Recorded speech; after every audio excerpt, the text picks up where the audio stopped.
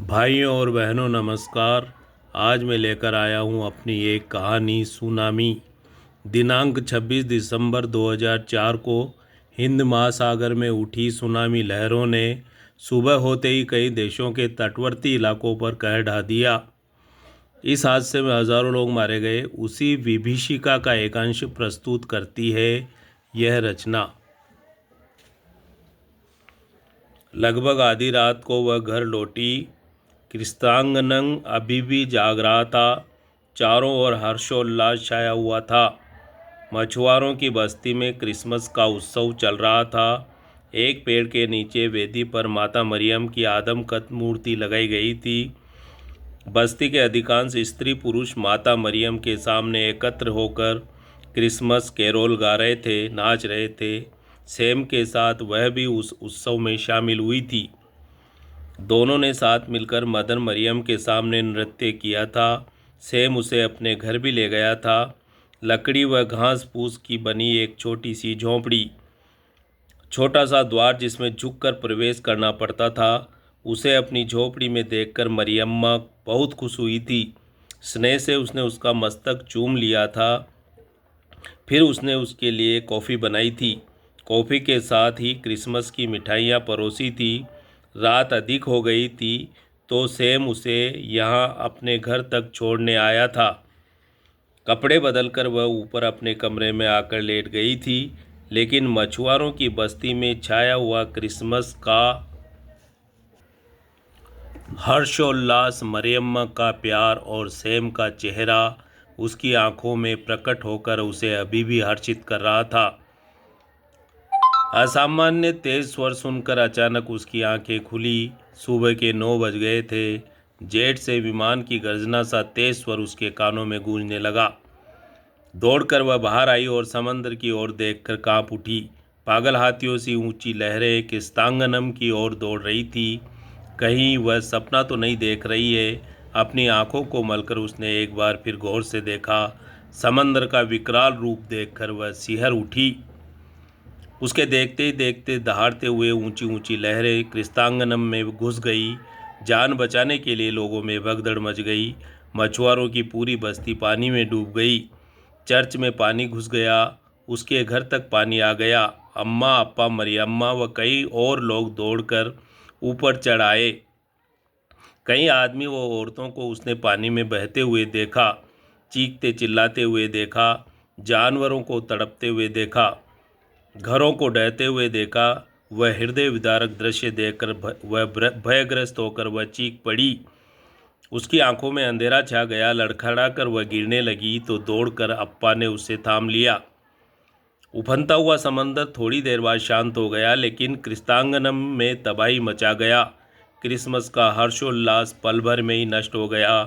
करुणा भरी चीखों व चिल्लाहटों से अंबर गूंज उठा। लोग अपने अपने परिजनों को तलाशने लगे। मरियम्मा सैम को घर पर सोता हुआ छोड़कर काम पर आ गई थी। समंदर शांत होते ही वह रोते हुए घर की ओर दौड़ पड़ी। अप्पा के साथ वह भी उसके पीछे दौड़ पड़ी थी। नीचे मछुआरों की बस्ती में सबसे अधिक तबाही मची थी। कीड़े मकोड़ों की तरह मनुष्यों व जानवरों की लाशें बिखर गई थी। कच्चे घर ढह गए थे और मछुआरों की कई झोंपड़ियां बह गई थी। घर के सामान बह गए थे। इधर उधर नावें उल्टी पड़ी थी। पेड़ धराशायी हो गए थे। वहाँ मरियम्मा की झोंपड़ी भी नष्ट हो गई थी। सैम वहाँ नहीं था। रोते हुए मरियम्मा उसे इधर उधर तलाश कर रही थी। दौड़ दौड़कर अप्पा के साथ वह भी सैम को तलाशने लगी थी। घायलों में, इधर उधर बिखरी हुई लाशों में सब जाने पहचाने चेहरे थे, लेकिन सैम उसे कहीं नजर नहीं आया था। थक हार कर मरियम्मा अपनी झोंपड़ी में आकर विलाप करने लगी थी। मरियम्मा के साथ वह भी रोने लगी थी। अप्पा की आंखों में भी आंसू भर आए थे, लेकिन वे हिम्मत के साथ मरियम्मा को ढाढ़स बंधा रहे थे। 26 दिसंबर 2004, 21वीं सदी का एक शाह काला दिन। इस दिन सुबह होते ही सुनामी लहरों ने कई देशों के तटवर्ती इलाकों में कहर ढा दिया। Indonesia, Sri Lanka, Bharat, Thailand, Somalia और मलेशिया आदि कई देश इसकी चपेट में आ गए। चारों ओर जान माल की तबाही मच गई। मरने वालों की संख्या 1.5 लाख को पार कर गई। सहस्त्रों महिलाएं विधवा हो गई और बच्चे अनाथ हो गए। कई दिन गुजर गए हैं, लेकिन उस विभत्स हादसे का खौफ अभी भी छाया हुआ है।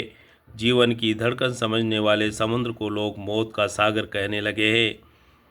उसके नज़दीक जाने से कतराने लगे हैं। सैम के साथ समंदर के किनारे बैठकर बातें करना उसे सबसे अच्छा लगता था, लेकिन अब उसे समंदर से भय लगने लगा है।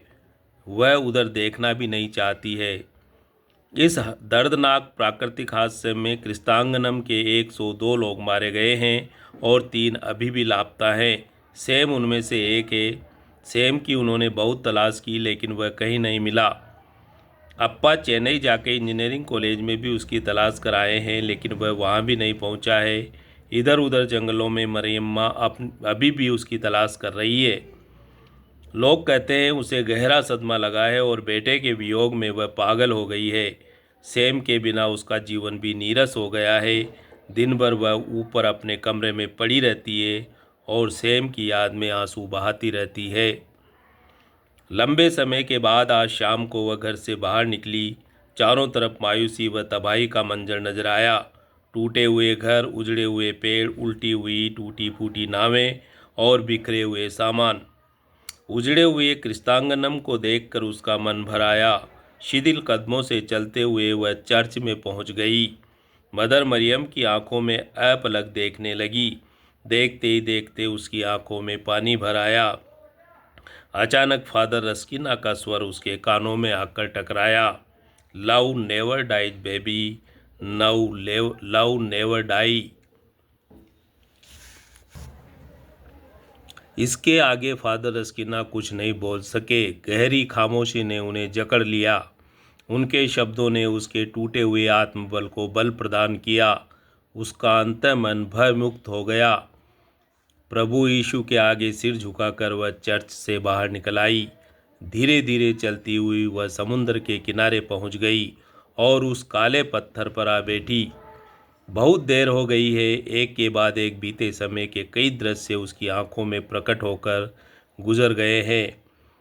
वह फिर वर्तमान में लौट आई। समंदर पर अंधेरा पसरने लगा था।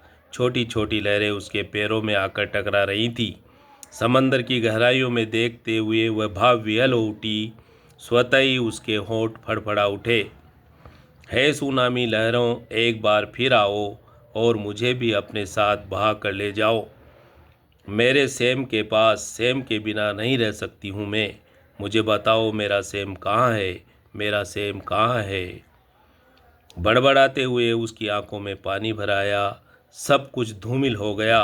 सैम का मासूम मुखमंडल नेत्र पटलों पर तैरने लगा। सहसा समंदर की एक लहर आकर उस टकराई और कोई वस्तु उसके पैरों में आकर लिपट गई। आंखें पोंछकर उसने नीचे देखा तो चौंक पड़ी।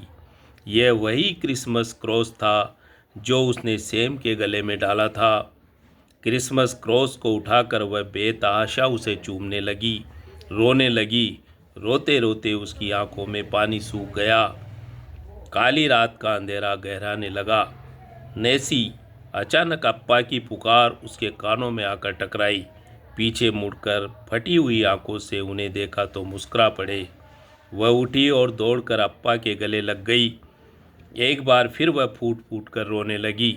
अप्पा ने स्नेहपूर्वक उसके सिर पर हाथ रखा। नहीं मेरी बच्ची, नहीं, रो मत। तेरा सैम मरा नहीं है। वहाँ आसमान में देखो, आज कितने तारे टिमटिमा रहे हैं। हमारा सैम भी एक तारा था। वह स्वर्ग लोक में पहुँच गया है और वहाँ से हमें देख रहा है। अप्पा के साथ वह भी आसमान में देखने लगी। काले आसमान में असंख्य तारे टिमटिमा रहे थे। वह पलक देखने लगी। सहसा उसके होठों पर मुस्कान उभर आई। तो भाइयों और बहनों, ये थी कहानी ये थी कहानी ये थी कहानी ये थी कहानी सुनामी। ऐसी एक और रचना लेकर मैं फिर शीघ्र ही आपके बीच हाजिर होऊंगा। धन्यवाद।